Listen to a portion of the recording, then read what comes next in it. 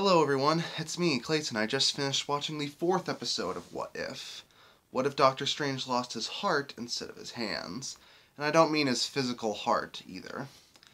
When it comes to the What If storylines that we've gotten so far, most of them have put different characters in different scenarios, or in the case of last week, it brought what could have happened if the Avengers didn't assemble.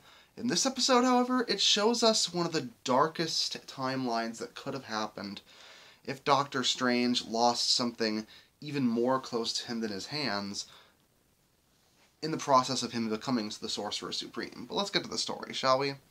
The story is that Doctor Strange, played once again by Benedict Cumberbatch, ends up losing Christine, his love interest from the 2016 Doctor Strange film, played once again by Rachel McAdams, and he decides to try and find a way to break an absolute point in time so he can save her life. But, according to Wong and the Ancient One, played once again by Benedict Wong and Tilda Swinton, doing this would basically cause the end of the world if he breaks an absolute point in time that can't be changed, absolutely can't. But of course, you tell someone they can't have something and they just want it more. So Doctor Strange tries as hard as possible to find a way to break the absolute point in time, absorbing magical creatures, and the Ancient One has to split reality up into 2 separate timelines so a good Doctor Strange can beat a bad Doctor Strange in the ultimate magic battle. But that's all I'll say about the story. The story here honestly feels like one of the darkest versions of a time travel story you can think of. Like if Subaru from ReZero or if Takamichi from Tokyo Revengers had to make an ultimate choice that would turn them into the villains of their own stories.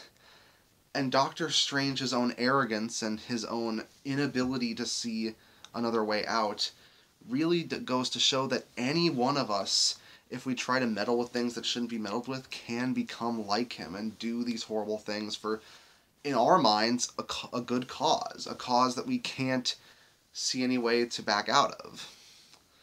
And I think a lot of that really helps because of Benedict Cumberbatch's performance. He's always been amazing as Strange, and I'm sure he will be once again in Spider-Man No Way Home, but this definitely shows a what-if story that could have happened if not only one person's life is ruined, but an entire universe is at threat here.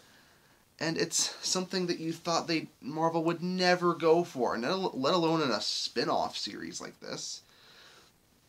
Plus, Jeffrey Wright gets to have a bit more of a role here as the Watcher as opposed to just the narrator.